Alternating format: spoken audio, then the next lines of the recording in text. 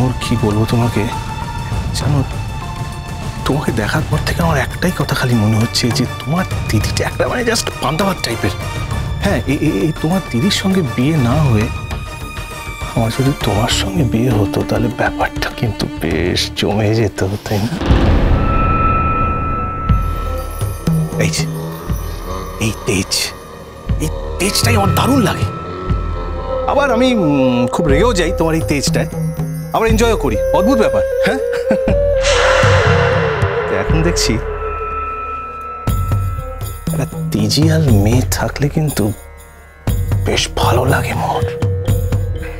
এসব তুমি কি বলছো গৌরবদা? কি আবার বলছি? আমি যা বলছি ঠিকই বলছি মোর। আমি কি বলবো তোমায়, আমি আমি আমি বুঝি, আমি জানি তুমি এই বাড়িতে খুব অসুবিধায় আছো, খুব কষ্টে আছো। আমার মা বাবা তোমায় পছন্দ করে না, আমি জানি তোমার খারাপ লাগে, কিন্তু কি করবে বলো? মানে ছেলের বউয়ের বাপের বাড়ির কেউ এখানে এসে থাকবে, মানে শ্বশুর বাড়িতে এসে থাকবে, সেটা তো কোনো বাড়ি পছন্দ খুব একটা করবে না, তাই না? তো মানে আমাকে না মা বাবার সঙ্গে একটু কৌশল করে চলতে হয়। কৌশল মানে বুঝতে পারছো, এটা মানে politics, it's a family politics.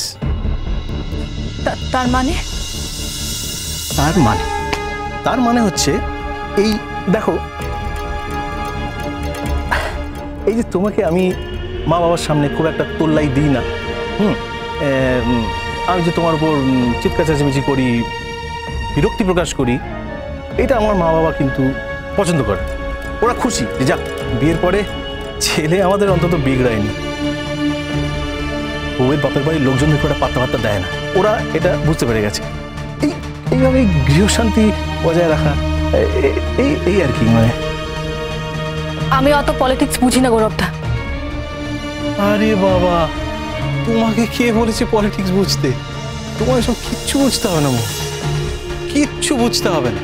তুমি শুধু একটা জিনিস পরিষ্কার করে বুঝে নাও, যে গৌরবদাকে তুমি রেগুলার দেখো বাড়িতে, খিটখিটে গৌরবদা, ওটা কিন্তু আসল নয়, ওপরের গৌরব।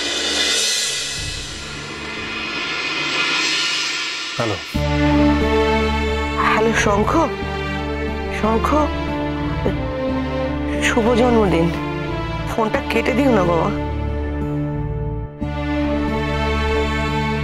আমি প্রত্যেক বছর তোমার জন্মদিনে SMS করি, তোমার কোনো উত্তর পাই না, কিন্তু আজ এই একই শহরে আছি আর তোমার জন্মদিন, মনটা খুব খুঁতখুত করছিল বাবা।